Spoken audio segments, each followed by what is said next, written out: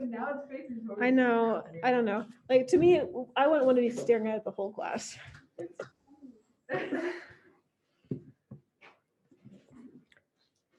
Because I had it by the door before, but like that would scare me if I come in the classroom. Like Fair. honestly, if I was the only person in the Walk building in. and I walked in, it just would really frighten me.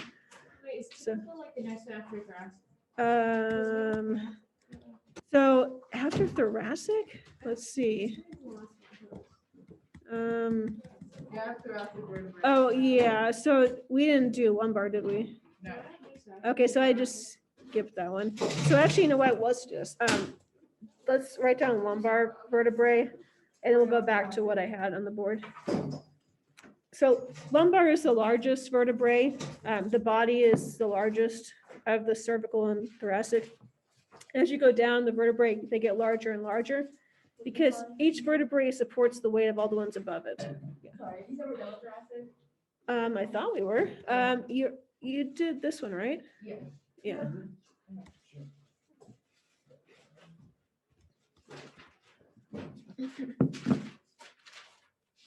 And so the smallest ones are at the very top because they hold the lowest amount of weight.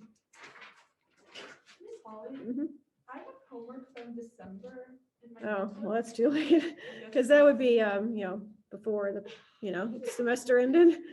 And so we're in a new semester now, so it's like, Do my homework and I just forget to take it out, and then like I find it Mhm. later. Yeah, that's it really happens to a lot of people. You do my note check. You're like, this is where all the laziest homework. It happens to a lot of students. Like I would say about half the students I see that happen to.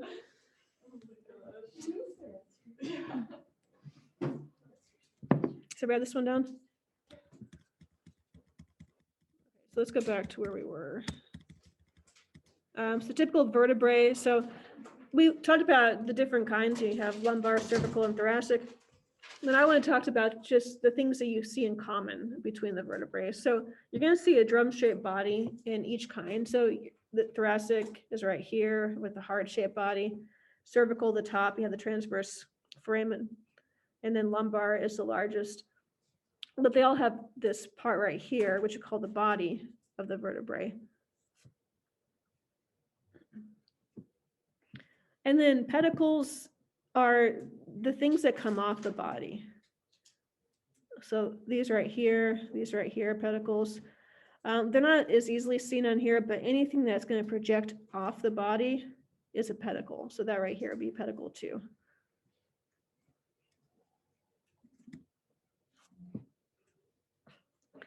And then from the pedicles, the lamina branch out. So the ones that curve back in are lamina. So lamina right here, lamina right here, lamina here. And the lamina fuse together at the end to make this pointed projection outward called the spinous process. And that's what you feel when you feel your spine. That's the part you're feeling. It's the projections that are coming out of it.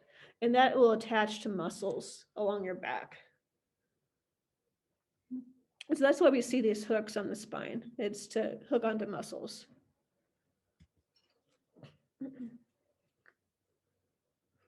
And then these all work together. The pedicles, lamina, and spinous process all comprise the vertebral arch.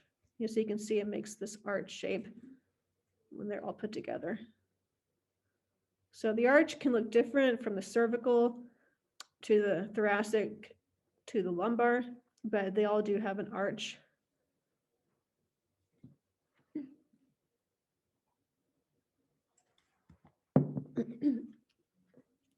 And the big hole in the middle, the vertebral foramen, the spinal cord goes through it.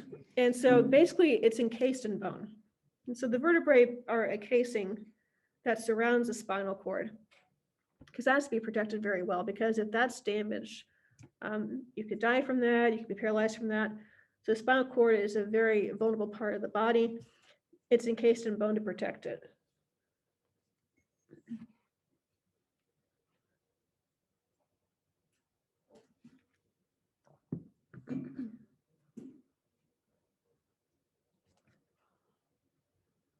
That's why back surgery is just so dangerous, because anything involving your back involves your spine. It involves the spinal cord, which any small, even a small nick, a small cut can be fatal, can be damaging to the point where you're paralyzed. So any small nerve that can be cut or damaged on your spine could cause really severe effects to your body.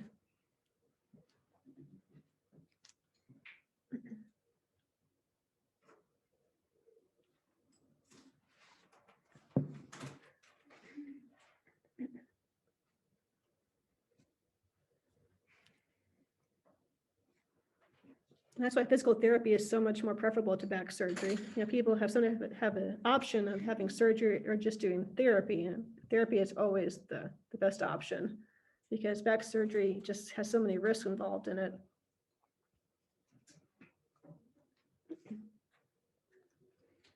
Did I write these ones down? Yes. Transverse process, it's these areas right here that come off laterally. So the spinous process goes back posteriorly to the back. The transverse processes go off to the side. So you can see them on the thoracic, you can see them on the lumbar.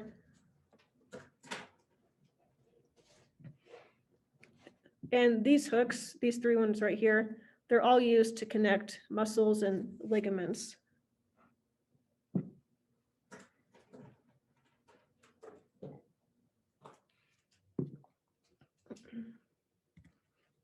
The cervical vertebrae has this little notch in here, which you only see in the cervical one. The other ones, the thoracic and lumbar, don't have the notch at the end of the spinous process.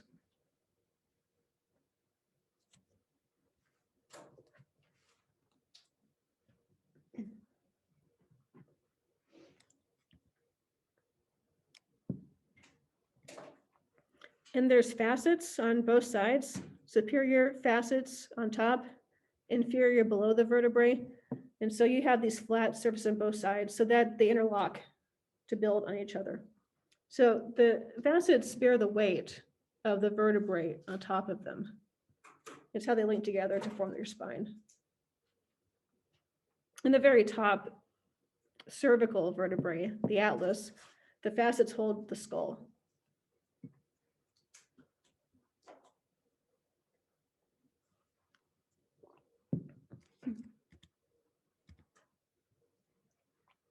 This gives you a better idea of how muscles attach between the vertebrae. And then you have, ligaments, and then you have your spinal cord right here, which goes through.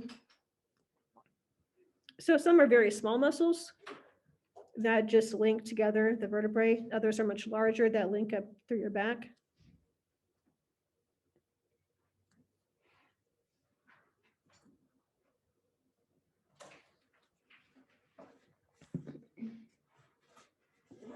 So the spinal cord, you can see nerves project out of it. So they're not all encased in bone. The part right here is encased in bone that goes upward, but the part that projects out laterally is not. And so that is more vulnerable to damage. And you can pinch a nerve in your back where either this part, most likely it's this part that's impacted right here, where a disc can bulge outward and rub against the nerve, and that can cause shooting pain. Generally, it's common in your leg sciatica. The sciatic nerve is damaged. And that can be due to a slip disc, where it's either pinched between the vertebrae or the disc is just touching the nerve. And that can lead to burning feeling, pain, muscle spasms, paralysis in the severe cases. But usually can be fixed either through chiropractic, through physical therapy, or through surgery. But as you get older, it gets more common to have a slip disc because this part gets smaller and smaller. You lose water and it gets more easy to move out of place.